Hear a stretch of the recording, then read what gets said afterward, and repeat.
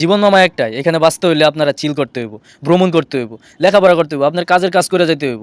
আপনি যদি চিন্তা করেন যে আপনি শুধু কাজই করবেন, শুধু কাজই করবেন, আর কিছুই আপনার করা দরকার নাই, মামা এটা ভুল, একেবারে সম্পূর্ণ ভুল আমি কই। কারণ আপনার লাইফে লেখাপড়া করতে হইব, চিল করতে হইব, এমনকি আপনার কাজটা ঠিক মতো নেই সবসময় ভালোবাসে যেতে হইব। যে যত বেশি নিজের কাজে ভালোবাসতে পারছে, যে যত বেশি ভ্রমণ প্রিয় হইতে পারছে, সেই কিন্তু লাইফে সাকসেস হইতে পারছে। তাই মামা ভ্রমণ করতে হইব, ঘরে বসে থাকলে চলবো না, শুধু লেখাপড়া করলে চলবো না সারাদিন, শুধু চাকরি করলে চলবো না সারাদিন, পাশাপাশি কি করতে হইব, আমাদেরকে ভ্রমণ করতে হইব। যে যত বেশি ভ্রমণ করছে মামা, সে তত বেশি শিখতে পারছে। মামা একটা কথা আছে কি জানো, যে যত বেশি ভ্রমণ করতে পারছে সে কিন্তু তত বেশি জ্ঞান আহরণ করতে পারছে। দেখো পৃথিবীর যত বড় বড় মানুষ আছে তারা কিন্তু সবাই কিন্তু ভ্রমণ প্রিয় ছিল, আর তারা ভ্রমণ প্রিয় ছিল দেখেই কিন্তু এত বড় হইতে পারছে। তারা যদি ভ্রমণ প্রিয় না থাকতো তারা কিন্তু কখনো এত বড় হইতে পারতো না। তাই মামা আমি বলবো না যে তোমরা অনেক বড় কিছু হয়ে যাবে, কিন্তু মামা দিন শেষে তুমি যে একটা জিনিস শিখতে পারবা, এই প্রকৃতিতে তুমি ভ্রমণ করে যে একটা আনন্দ পাইবা, এই আনন্দটা মামা তুমি সারাদিন কোটি কোটি টাকা ইনকাম করলেও এই আনন্দ পাইবা না।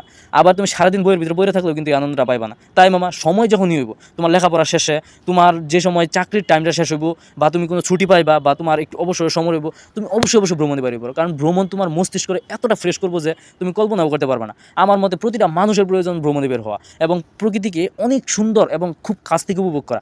কারণ এই প্রকৃতিকে যে যত বেশি কাছ থেকে উপভোগ করতে পেরেছে সেই কিন্তু লাইফে সাকসেস হতে পেরেছে। তাই প্রকৃতিকে উপভোগ করতে হবে, প্রকৃতির মায়ায় নিজেকে জড়িয়ে নিতে হবে।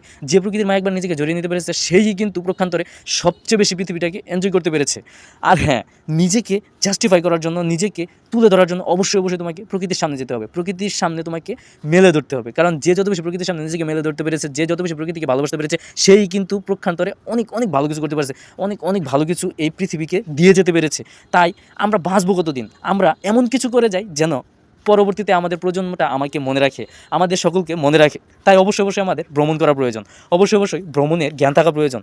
কারণ এই পৃথিবীতে যত দার্শনিক আছে তারা কিন্তু সবাই ভ্রমণ প্রিয় ছিল, তারা সবাই ভ্রমণ করতো, এক দেশ থেকে আরেক দেশে যেত।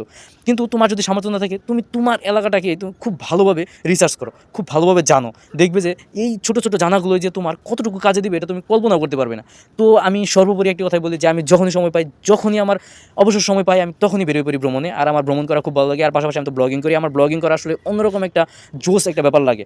যে আমার ভ্রমণের পাশাপাশি যে আমি ব্লগ করতেছি, এটা আসলে